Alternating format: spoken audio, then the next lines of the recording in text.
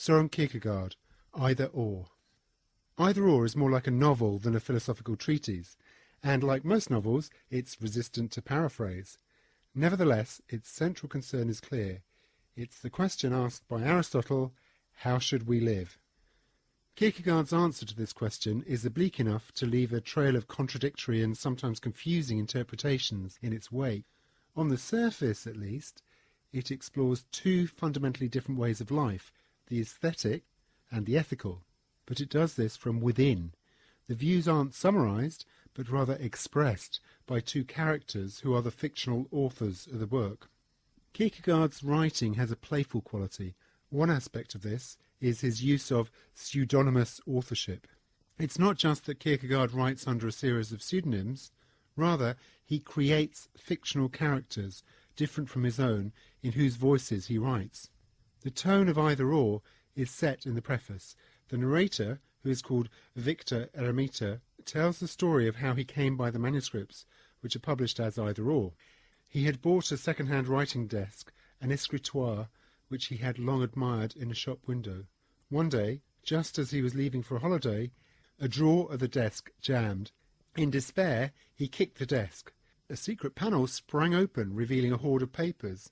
These, which appeared to be written by two people whom he labelled A and B, he put into order and published. It emerges that B is a judge called Wilhelm. We never actually learn the identity of A. This story is, of course, a fiction, and A and B are fictional characters. The story of the escritoire provides a metaphor for a central theme of the book, the discrepancy between appearances and reality, or as Kierkegaard usually puts it, the inner is not the outer. The technique of using pseudonymous authors allows Kierkegaard to distance himself from the views explored and expressed in the book, and to hide his own position behind that of his characters.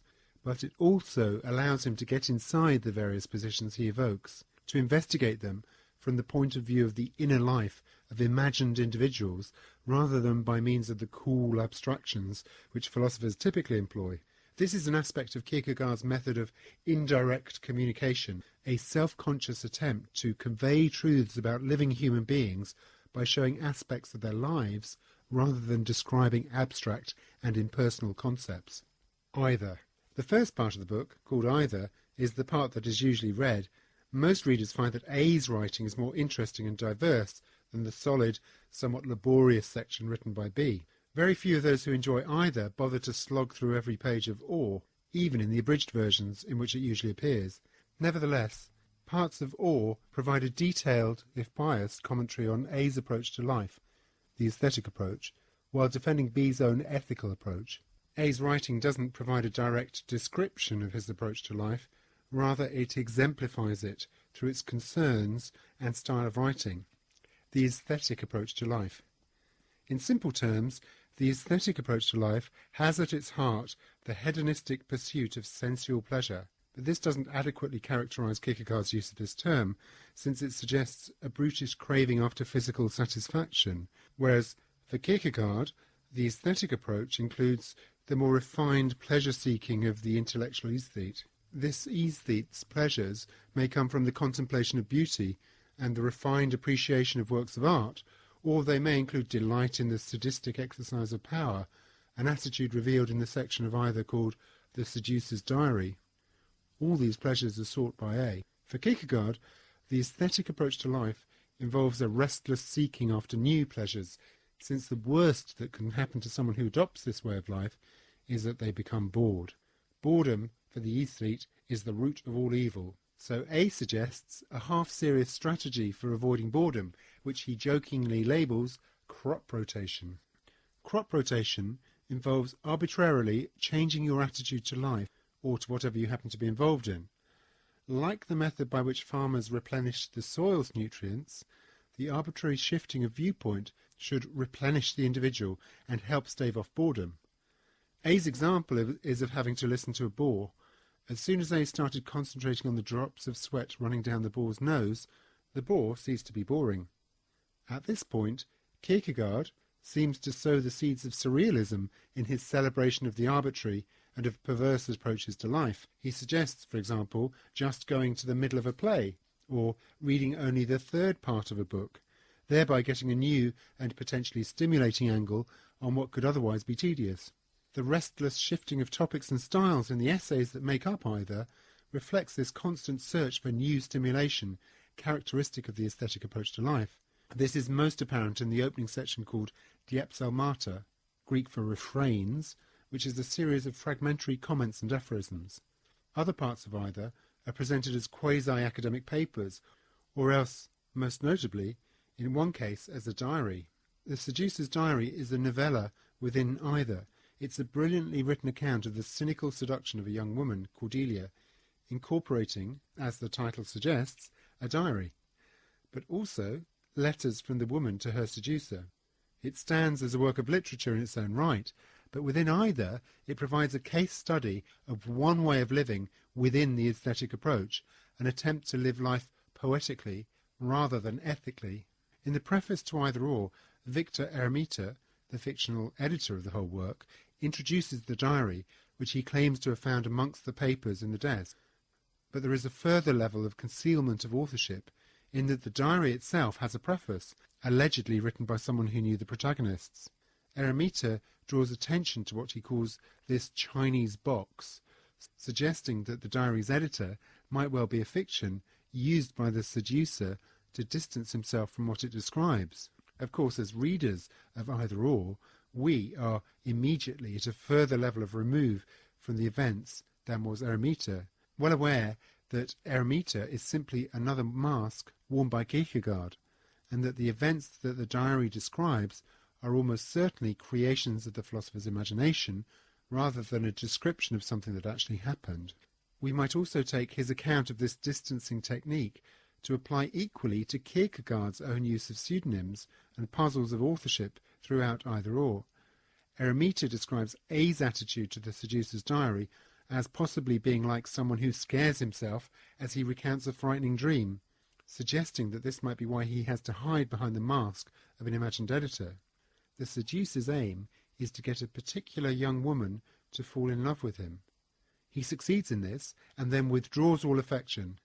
His pleasure isn't a simple physical gratification, but a kind of psychological sadism.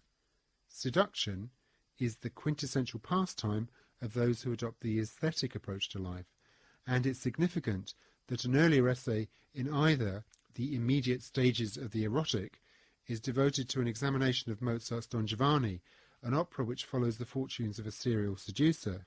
For A, Don Giovanni is the supreme achievement of a great composer.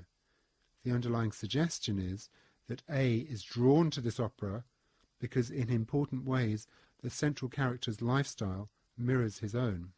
The ethical approach to life. Whereas in either, the reader has to work hard to extract a sense of the view that the writing illustrates and exemplifies. In or, views are stated explicitly and mostly directed against aspects of A's lifestyle. The pseudonymous author of Or, B, or Judge Wilhelm, not only sets out his own approach to life, but also criticises A's own. Thus, a far clearer picture of either's meaning emerges when you read Or. In contrast to A's life spent in pursuit of pleasure, B advocates a life in which the individual chooses his or her actions. As B describes it, the life of the aesthete puts the individual at the whim of outside events and circumstances, since we can't simply choose the sources of our pleasure, but must rely on aspects of the world to stimulate us. The ethical approach, in contrast, is always motivated from within. It's not a matter of learning a set of rules and obeying them, but rather of transforming yourself into someone whose choices coincide with duty. From this point of view, the aesthete A is merely hiding behind a set of masks, shirking responsibility for his freedom. B believes that such an approach requires a kind of self-deception. The ethical approach requires self-knowledge. The point of adopting it is to transform yourself into what B calls the universal individual. That is, somehow to choose to become a model of humanity. This, B claims, reveals the true beauty of humanity in a way that the aesthete's purported pursuit of beauty never can. Readings of either or. an existentialist interpretation. According to the existentialist interpretation of either-or, the reader is faced with a radical choice between the two approaches to life. There are no guidelines which indicate how to choose. We must choose one or the other, and thereby create ourselves through that choice. However, contrary to the views which dominated the Enlightenment, there is no such thing as a right answer to the question, how should I live? The reasons for choosing the ethical above the aesthetic only make sense if you're already committed to the ethical approach to life. To suggest that the aesthetic approach is evil is to imply that you've already accepted that there is a good-evil distinction to be drawn. Similarly, the justifications for the aesthetic approach only appeal to the aesthete and would be ruled out as inconsequential by one committed to the ethical way of life. The pleasures of seduction, for example, would count for nothing in Judge Wilhelm's reckoning. On this reading, either-or reflects the anguished position of all humanity. We find ourselves forced to choose, and through our choices we create what we are. That is the human condition. Existentialists have thus seen either-or as a key text in the history of the existentialist movement. On this view, Kierkegaard was one of the first philosophers to recognize the importance of radical choice in the face of a world in which no preordained value can be discerned, thereby anticipating many of the themes which would occupy Jean-Paul Sartre a century later. It's certainly true that most 20th century existentialists have been influenced by Kierkegaard's writing. The case for the ethical. Whilst there is much in Kierkegaard's text which supports an existentialist reading, some interpreters have seen the book as a thinly veiled advocacy of the ethical above the aesthetic. B sees through A's aestheticism and presents him with a solid, if staid, alternative. Only through seizing control of your life and putting it beyond contingent events can you fulfill your nature. The aesthete is more or less at the whim of what happens. The ethical approach ensures that the self remains intact, even if chance events thwart your goals and desires.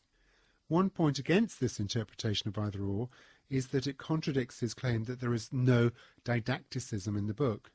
A further objection is that so skillful a writer as Kierkegaard would not have presented his favoured approach to life in so dry and unpalatable a form.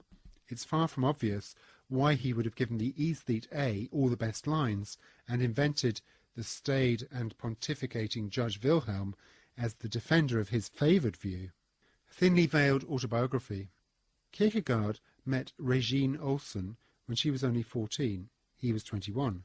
Not unlike the seducer in the Sadducees Diary, he befriended her family and even her suitor.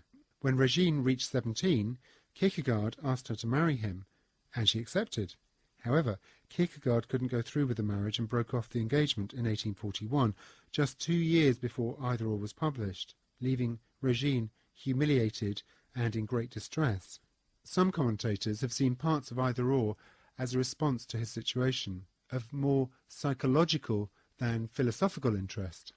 On this reading, either presents the life of sensual pleasures that Kierkegaard had led in his youth and would have to relinquish if he married, or, on the other hand, presents the case for marriage and the acceptance of social responsibilities that entails. The book Either-or can thus be seen as a literary expression of the torment that led to the broken engagement. The philosophical surface is simply another screen, scarcely concealing the agonized soul in turmoil at the most significant choice he had to make in his life. This interpretation of either-or may well be accurate, but it's entirely compatible with either of the two interpretations sketched already. It's interesting and informative to learn these biographical facts about the man Kierkegaard, but ultimately his writing stands or falls independently of its relation to his life and the psychological motivations which gave him the energy to write. Criticisms of either-or. A false dichotomy. It's not obvious that the two ways of life exemplified by A and B cover all the options. There may be C, D, E, F, and G to take into account. In other words, Kierkegaard seems to suggest that if you reject the aesthetic, the only option is the ethical, and vice versa. However, this is a simplistic reading of Kierkegaard's position. Kierkegaard, or at least the character Victor Eremita, considers the possibility that one person has written a text of both either and or, suggesting that perhaps the two positions need not be as incompatible as they initially seem, and Kierkegaard need not be read as suggesting that these are the only two options available. Indeed, in subsequent writings he explicitly outlines a third approach, the religious attitude to life. Indeterminacy. It should be clear by now that either or is open to a wide range of interpretations, and that Kierkegaard's original intentions are by no means easy to discern. It's a book which seems to have a profound message, yet critics aren't agreed about what that message is. Some say that this is because Kierkegaard is unacceptably indeterminate about what he means. This is a consequence of the style of writing he's chosen, with fictional characters exploring lived philosophical positions. Since characters exemplify rather than state their positions, there is some latitude for interpretation. Those who want simple views, clearly stated in unambiguous prose, are likely to be disappointed by Kierkegaard's more poetic approach to philosophy.